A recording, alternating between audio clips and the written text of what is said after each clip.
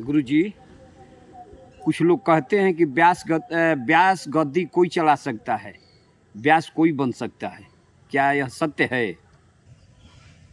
हाँ पंडित जी, आपका प्रश्न ठीक ही है। कुछ दिनों से ऐसा सुनने को मिल रहा है कि लोग कह रहे हैं कि व्यास कोई भी बन सकता है, व्यास गद्दी पर बैठकर कोई कथा कर सकता है।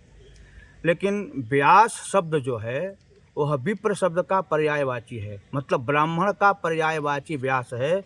व्यास कहने से ब्राह्मण और ब्राह्मण कहने से व्यास का बोध होता है।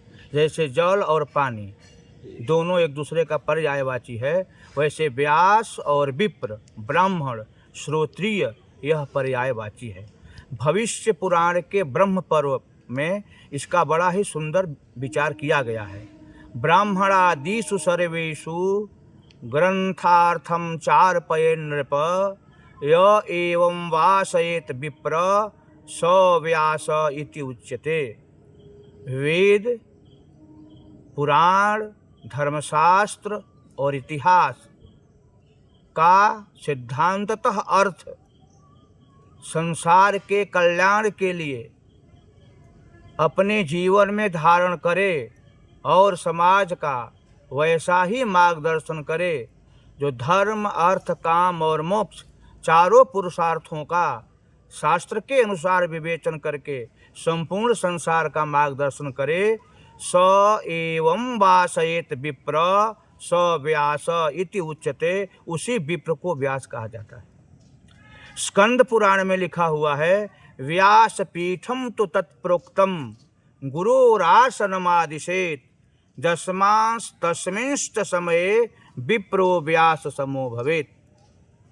स्कंद पुराण का कथन है कि व्यास पीठ पर बैठने वाले को ही गुरु कहा जाता है, उसी को गुरु आसन कहा जाता है। वह व्यास पीठ जो है वह ब्रह्मासन कहा जाता है, ब्रह्म पीठासन कहा जाता है, विप्र पीठासन कहा जाता है। तस्मिंश्च समये विप्रो व्यास समो भवेत्। और उस पीठ पर केवल ब्राह्मण ही बैठ सकता है, ब्राह्मण के अतिरिक्त उस पीठ पर बैठने का किसी को अधिकार नहीं है। पुनः भविष्य पुराण में इस पर विचार किया गया है। बुद्ध्यमानः सदाहार्थम ग्रंथार्थम कृत्यमेव च स एवं कथयेत सम्यक स विप्रो व्यास उच्यते। श्रुति का, स्मृति का, निगम का, आगम का, पुराण का और इतिहास का जो सही सही अर्थ का ज्ञान रखता हो और उस अर्थ के अनुसार आचरण करने वाला जो विप्र है, स व्यास इति उच्यते, वही व्यास कहा जाता है। पद्म पुराण में भी इस पर विचार किया गया कि व्यास किसे कहते हैं, व्यास का अर्थ क्या होता है।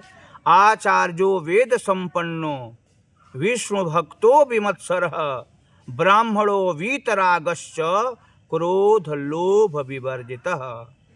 वही ब्राह्मण व्यास पीठ पर विराजमान हो सकता है जो क्रोध, लोभ, राग, भय, ईर्ष्या, द्वेष आदि से रहित होकर के वेद के अनुसार आचरण करने वाला सदाचारी हो, विष्णु का भक्त हो, मत्सर रहित हो और संपूर्ण सृष्टि के कल्याण के लिए अपना जीवन जी रहा हो और संपूर्ण सृष्टि के कल्याण के लिए संसार का मार्गदर्शन कर रहा हो। इसलिए व्यास शब्द जो है वो विप्र का पर्यायवाची है, ब्राह्मण का पर्यायवाची है।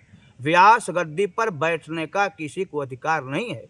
रह गई बात, जो लोग यह कह रहे हैं कि व्यास गद्दी पर कोई बैठ सकता है, उन्हें शास्त्र लेकर आना चाहिए और वेद से लेकर के धर्मशास्त्र के जितने भी हमारे यहाँ ग्रंथ हैं, सदग्रंथ हैं, उन ग्रंथों से श्लोक बोल करके उनको प्रमाण देना चाहिए। और इससे भी न हो तो एक भारत स्तर पर